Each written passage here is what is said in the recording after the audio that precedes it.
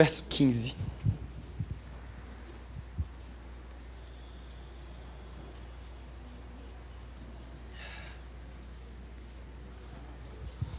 Romanos 10, do verso 8 ao 15.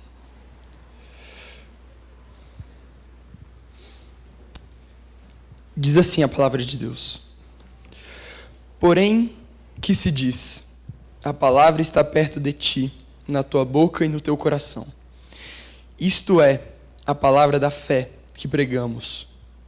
Se, com a tua boca, confessares Jesus como Senhor, e, em teu coração creres que Deus o ressuscitou dentre os mortos, serás salvo. Porque com o coração se crê para a justiça, e com a boca se confessa a respeito da salvação. Porquanto a Escritura diz, todo aquele que nele crê não será confundido. Pois não há distinção entre judeu e grego, uma vez que o mesmo é o Senhor de todos, rico para com todos os que o invocam. Porque todo aquele que invocar o nome do Senhor será salvo. Como, porém, invocarão aquele em quem não creram? E como crerão naquele em que nada ouviram? E como ouvirão, se não há quem pregue? E como pregarão, se não forem enviados? Como está escrito: quão formosos são os pés dos que anunciam coisas boas. Pai amado, Pai de justiça, te agradeço por essa oportunidade de estar sendo usado por Ti para estar dizendo um pouco mais sobre a Tua palavra, Pai amado. Te peço que Seu Santo Espírito possa estar falando conosco nessa noite, Pai. Que possamos estar compreendendo plenamente o que Sua Escritura diz. Em nome de Jesus, amém. Antes de eu adentrar exatamente no que o texto vem nos dizendo, eu gostaria de contar a história de um missionário. O nome desse missionário é George Miller. Ele nasceu na Prússia, mais ou menos 213 anos atrás. Ele atuou no campo...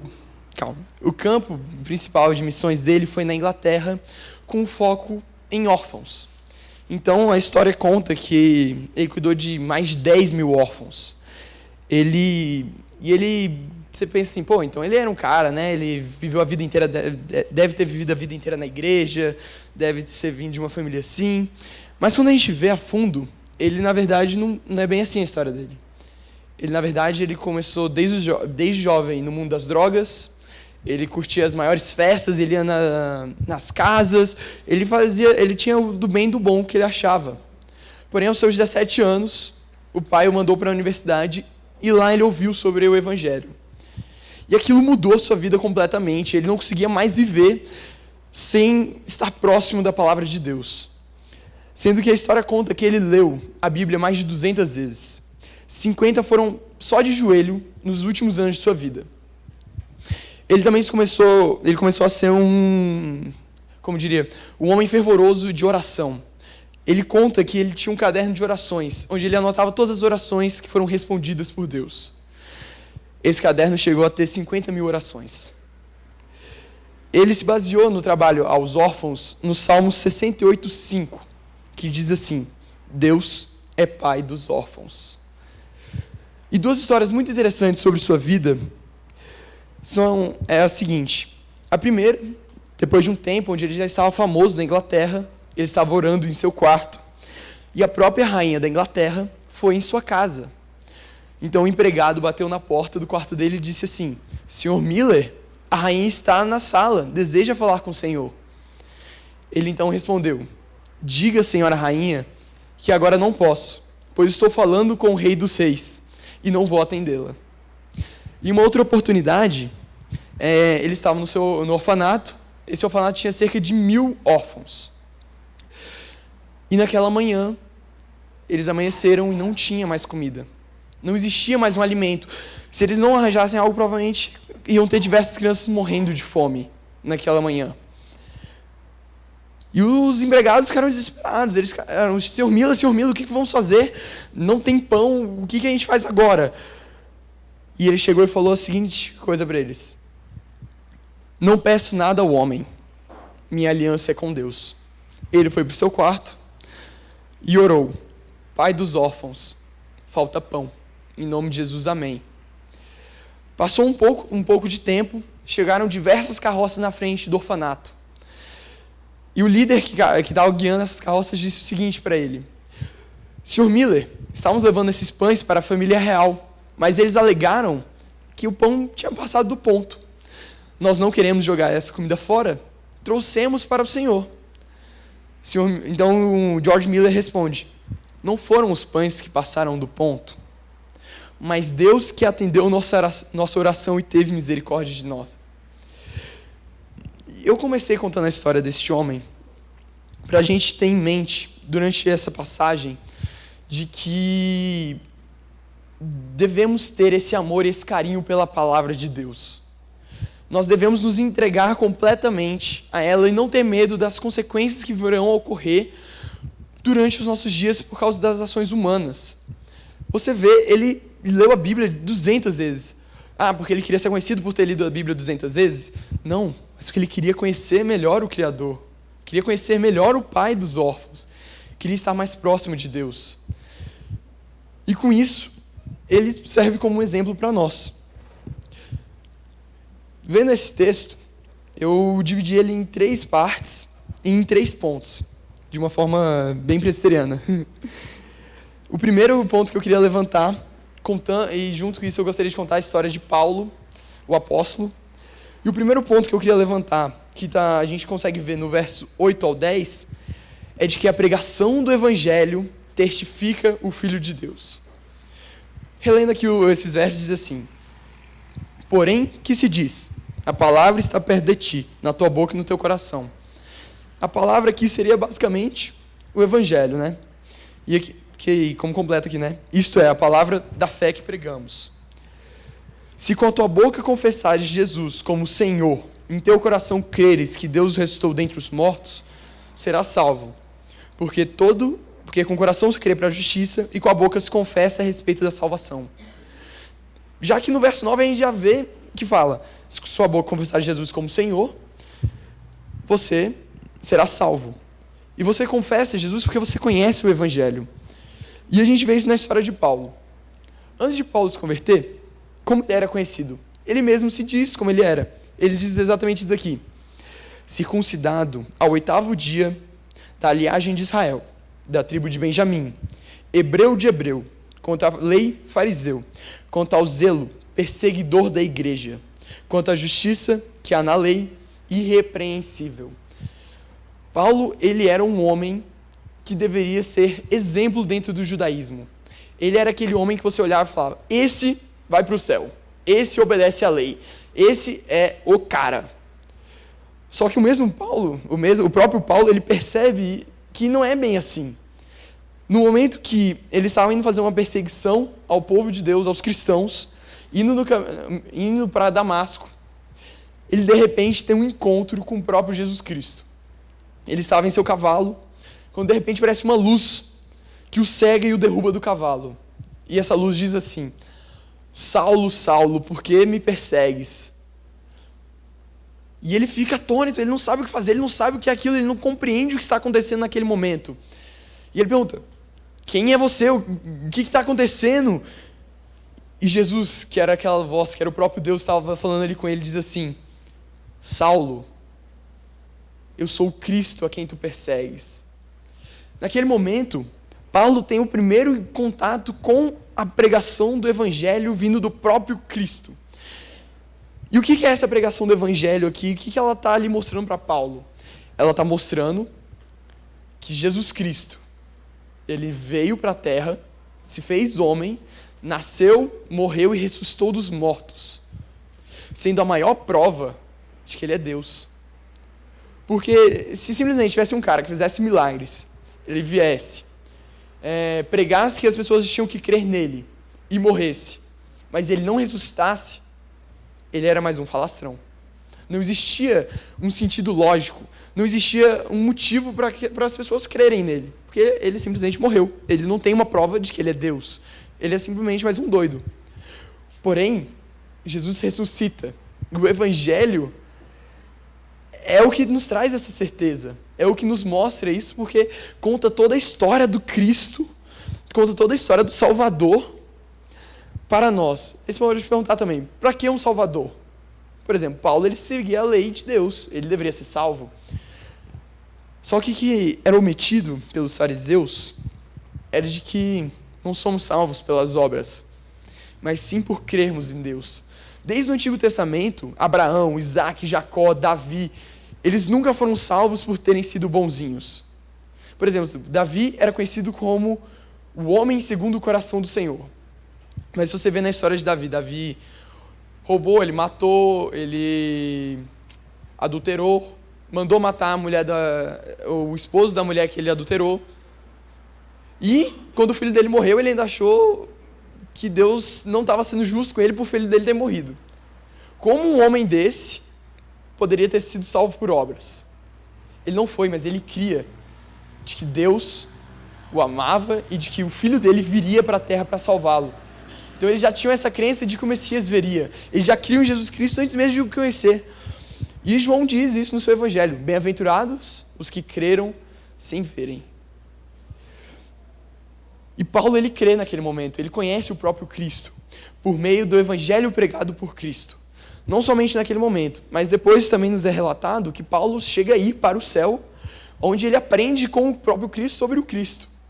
Então o evangelho, o primeiro ponto que eu quero que a gente tenha em mente é que a pregação do evangelho, a pregação da palavra de Deus, ela nos dá a certeza, ela nos dá ele nos testifica de que Jesus é o Filho de Deus. De que ele não é um qualquer um, ele não é um louco qualquer, mas ele nos prova isso. E a gente pode ver na história de diversas pessoas. Você pode procurar qualquer história de missionário, nenhum deles começou como crente, mas antes eles eram pecadores e conheceram a Cristo, e o Evangelho mostrou para eles que o Cristo era o verdadeiro. O próprio Paulo, por exemplo.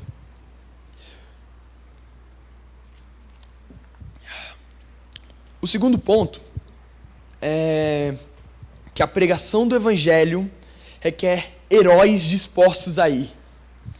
E a gente pode ver isso nos versos 13 a 15. Vou repetir. Porque todo aquele que invocar o nome do Senhor será salvo. Como, porém, invocarão aquele em quem não creram?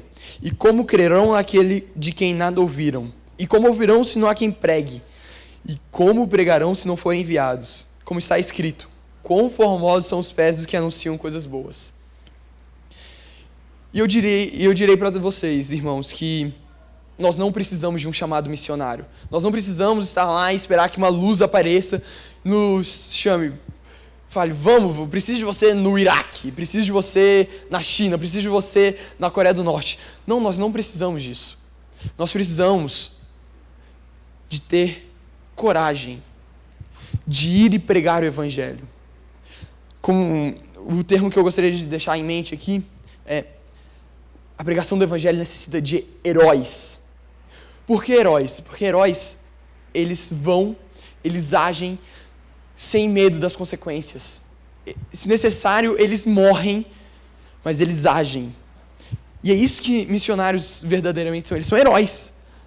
Porque eles vão lá, eles não têm medo do que as pessoas vão falar, do que as pessoas vão fazer com eles, não têm medo de perder emprego, de ver o mundo cair em cima deles, de tentar matá-los. Eles não têm medo. Por quê? Porque a pregação do Evangelho, o amor a Cristo, é a coisa mais importante naquele momento. É a coisa mais importante da vida deles. E a gente vê isso também na própria história de Paulo. Paulo, em suas viagens missionárias, ele conta diversas coisas que aconteceram com ele. Ele sofreu diversos naufrágios, ele foi torturado, ele foi apedrejado 2 vezes, ele foi chicoteado. Obrigado. Muito obrigado. Paulo sofreu pela pregação do Evangelho. Ele sofreu as consequências de ir contra este mundo, sem o medo de ser maltratado, porque ele sabia que Cristo estava com ele. Ele sabia que pregar o Evangelho era mais importante do que qualquer outra coisa que o mundo possa nos oferecer. Então, Paulo, ele larga tudo. Ele larga o seu cargo como fariseu, ele larga amigos, ele larga o judaísmo, ele foca em Cristo e ele segue até o final, sem o medo de sofrer. Principalmente porque, se a gente vê as epístolas dele, ele diz isso claramente. Em Filipenses, capítulo 1, verso 21, ele diz: se o meu viver é Cristo, o morrer é lucro. E não é simplesmente na questão de, tipo assim, se eu viver minha vida inteira como Jesus, quando eu morrer eu vou para o céu, mas também que sempre que ele está aqui, e ele vive como Cristo, então ele morre para si mesmo, ele mata o velho homem, e como nova criatura ele começa a agir, lutando contra o pecado, ele já está em lucro.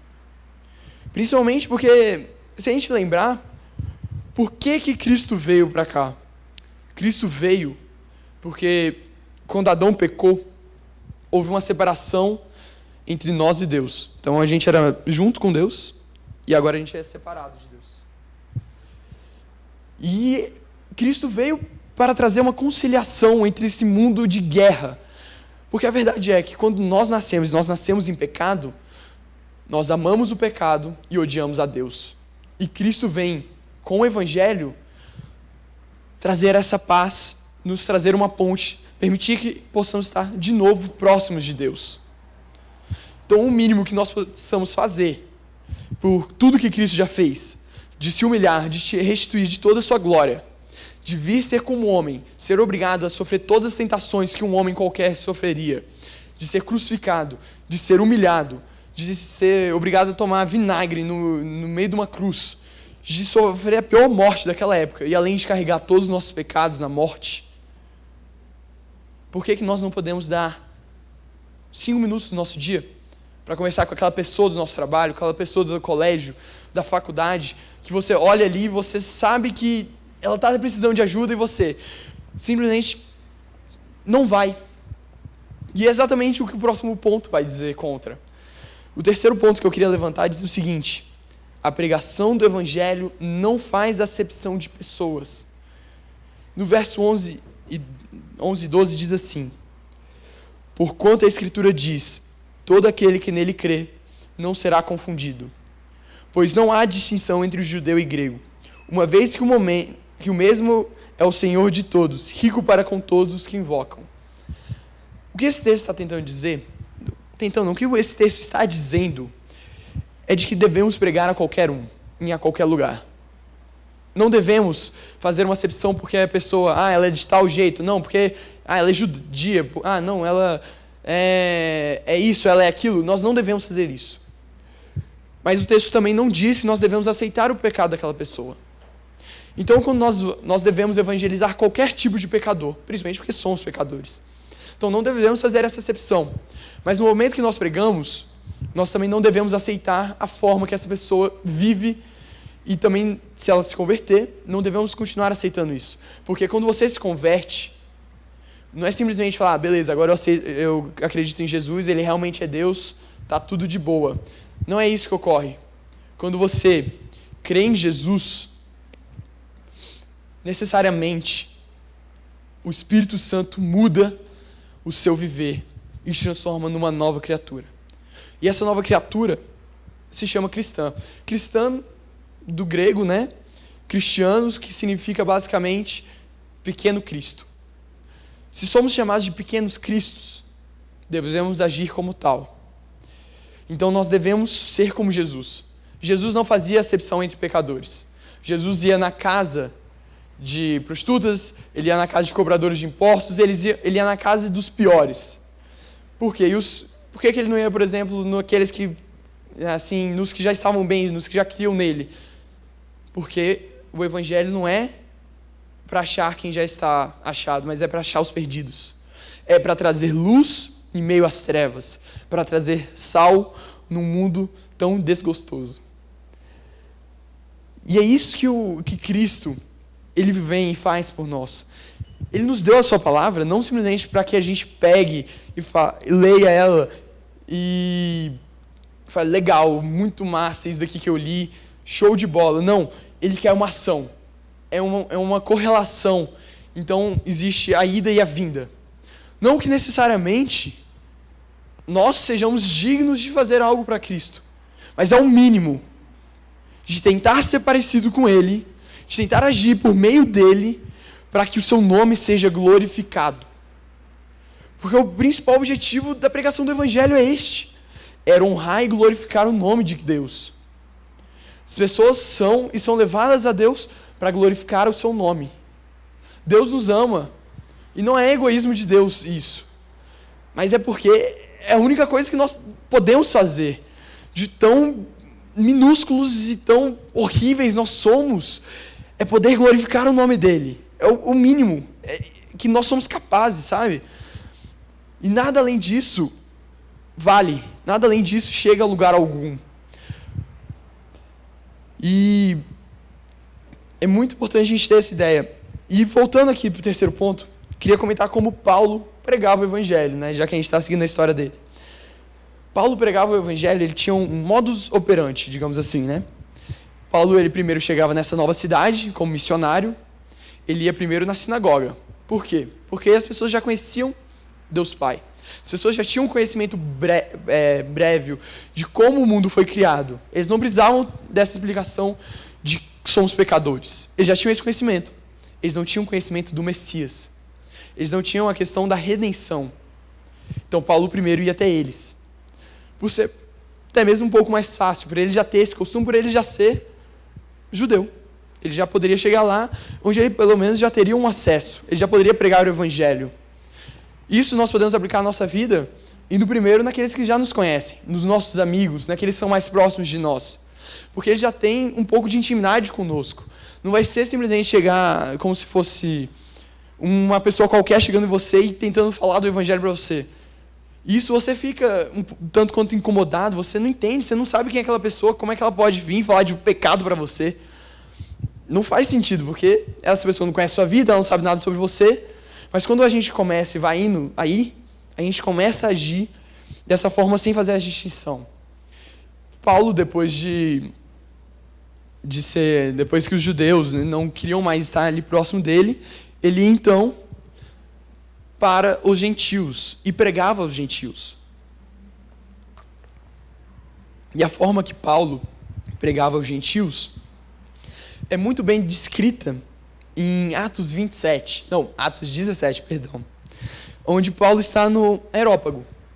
Paulo está sozinho em Atenas, ele está lá andando, e Atenas era conhecida por ser uma cidade cheia de corrupção moral, cheia de panteístas, né? Pessoas que acreditavam em diversos deuses.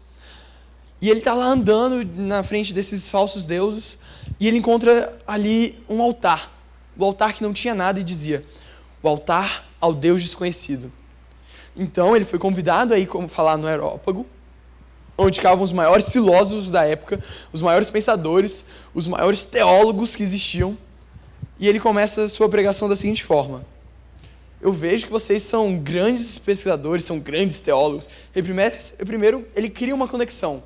Então ele primeiro cria esse meio de poder estar ali entre eles sem ser rejeitado. Ele usou por meio de um elogio. Então, muitas vezes, quando a gente está evangelizando, nós podemos chegar: nossa, que bela casa. Como é que você vive aqui? Pergunta um pouco sobre a pessoa. Você primeiro cria essa conexão. Porque nós somos seres sociais. Se nós simplesmente chegamos falando as coisas na lata, sem criar um vínculo, nós estamos quebrando esse nosso padrão de ser social. Nós não estamos seguindo a forma que nós fomos criados. E ele continua. E ele começa a falar sobre esse Deus desconhecido.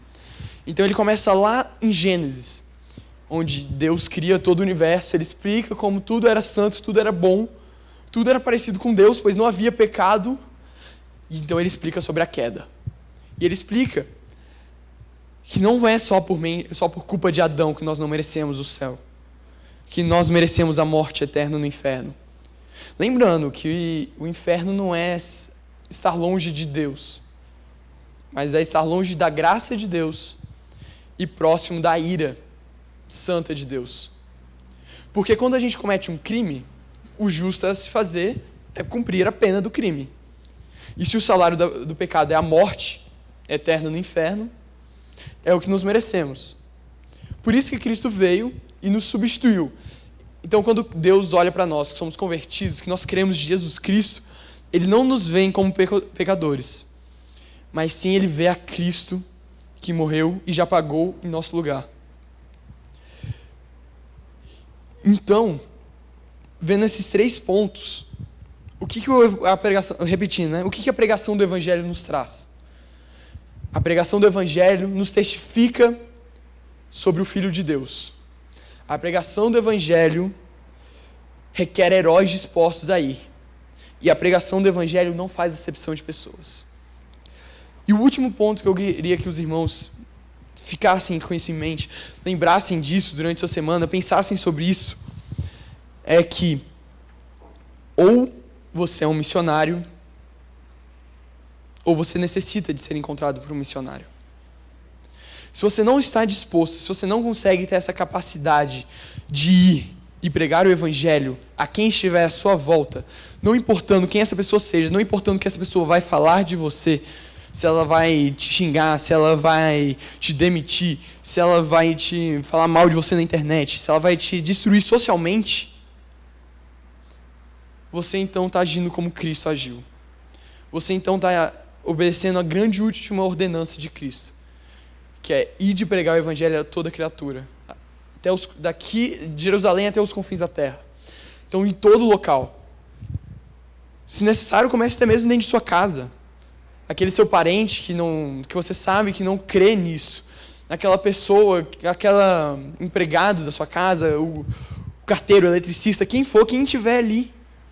Não precisa ser uma pregação. Você não precisa ficar tão formal. Não precisa disso. Você precisa mostrar o amor de Deus. Você precisa mostrar o Evangelho. Porque o Evangelho é o que leva a pessoa a Cristo. O texto diz claramente que como invocarão se não creram? E como creram se não ouviram? A única forma de crer é ouvindo que o Evangelho existe. É ouvir o que a Bíblia tem aqui para dizer. É você poder falar. E aqui o texto já fala, né? Não necessariamente você precisa desse chamado, porque você já foi enviado no momento que Cristo ascendeu aos céus. No final de Mateus 28, Jesus já te enviou. No momento que você creu, você já está sendo enviado. Você não precisa ter como eu posso dizer? Você não precisa ser enviado novamente. Você não precisa desse novo chamado. E caso você não se identifique como um missionário que pode agir pela pregação do Evangelho, como alguém que está disposto a largar tudo por amor a Cristo, disposto a sofrer qualquer tipo de consequência pelo amor à pregação do Evangelho, eu te peço, meu irmão, que você encontre um missionário e peça para ele te explicar o que é o Evangelho, que ele fale para você. Não porque ele vai ter uma capacidade melhor, porque necessariamente você pode simplesmente pegar, ler sua Bíblia e ouvir a voz de Deus. Se você quer ter certeza de estar ouvindo a voz de Deus, você pode ler a Bíblia em voz alta. Mas então é essa a ideia de que você precisa ir atrás. Você, pelo menos, é o mínimo que você pode fazer, é isso. E você pode, como eu disse, não precisa procurar um missionário lá da China, um missionário de diversas coisas. Se seu irmão, que está do seu lado agora, ele é realmente um crente em Jesus Cristo, ele é um missionário. Ele pode te ajudar com isso. Eu gostaria de orar com os irmãos agora. Senhor Deus, Pai Todo-Poderoso, Pai dos órfãos, nosso Senhor e Criador. Pai amado, eu te peço por misericórdia, pois temos falhado para contigo. Nós não temos honrado o seu santo e maravilhoso nome. Nós não chegamos a fazer o mínimo que é dizer sobre ti. Nós não chegamos a confessar o teu nome muitas vezes perante os outros por medo. Nós não temos coragem de nos mostrar como cristãos diante de uma sociedade tão aterrorizadora, uma sociedade que nos quer destruir, quer nos matar por sermos cristãos, por sermos como Jesus, que é o príncipe da paz, que é a pessoa mais mansa que existiu. Eles são opostos a tudo isso, Pai, e eles não desejam que nós avancemos. E por isso, muitas vezes, nós não agimos da forma correta, Pai amado. E eu te peço perdão por isso. E te peço que seu Santo Espírito possa estar nos fortalecendo, Pai, nesses momentos de tanta dificuldade. Que o Senhor possa nos ajudar a ter coragem, Pai, de ir e pregar o seu santo nome, Pai, diante de tantas pessoas que necessitam. E se for preciso, levarmos também outras coisas que elas necessitam, como ajuda médica, alimento, coisas assim, mas que principalmente seja o centro das vezes que nós ajudamos o próximo, seja a pregação do Evangelho. Porque o verdadeiro amor que o Senhor demonstra é um sacrifício, sem espera de nada em troca e por uma única justa causa. E essa única justa causa, Pai, é a conversão dos perdidos para honrar e glorificar seu santo e maravilhoso nome, Pai. Eu te peço que o Senhor possa estar nos abençoando no resto dessa semana. Que possamos estar sendo missionários onde quer que estejamos. Que não tenhamos medo de proclamar que somos filhos teu, Pai amado. Em nome de Jesus Cristo, que morreu naquela cruz, em nosso lugar, é a quem oramos. Amém.